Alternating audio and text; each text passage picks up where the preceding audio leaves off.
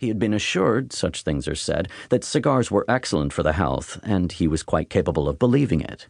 But he knew as little about tobacco as about homeopathy.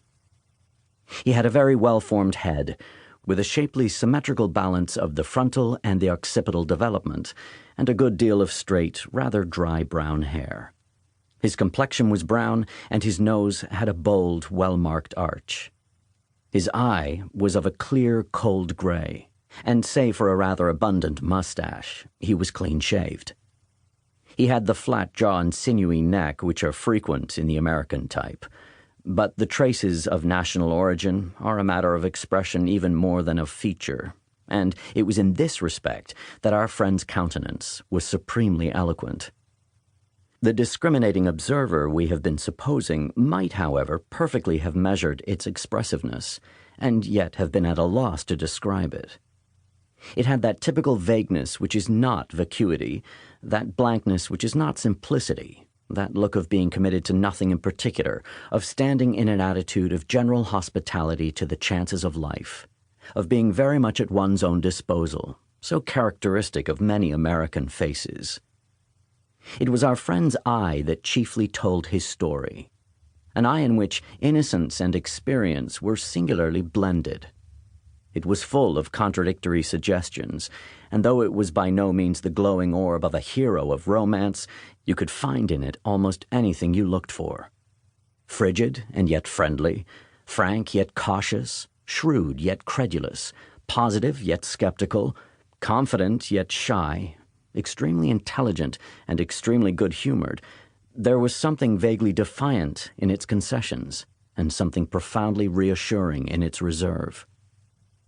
The cut of this gentleman's mustache, with the 2 premature wrinkles in the cheek above it, and the fashion of his garments, in which an exposed shirt-front and a cerulean cravat played perhaps an obtrusive part, completed the conditions of his identity.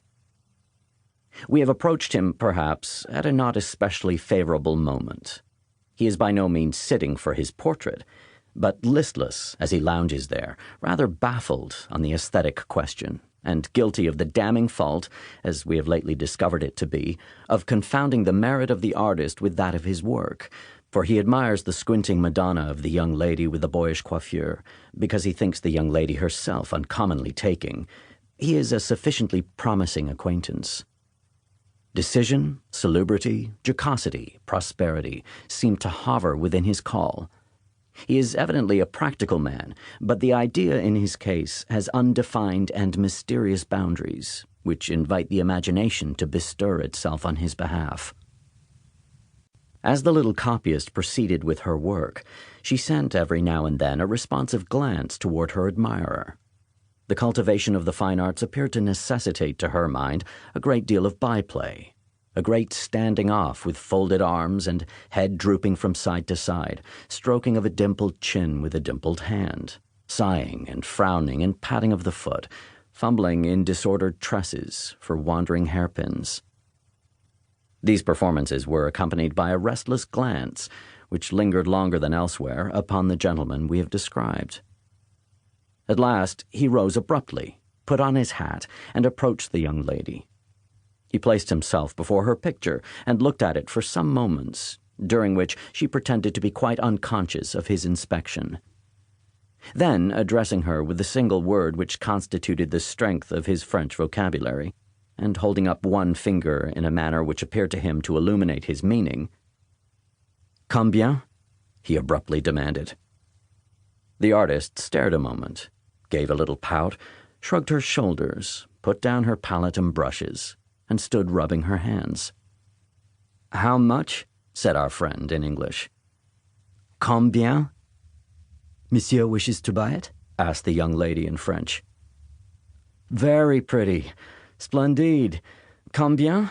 repeated the American. "It pleases monsieur, my little picture? It's a very beautiful subject," said the young lady. "The Madonna, yes. I'm not a Catholic, but I want to buy it. Combien? Write it here."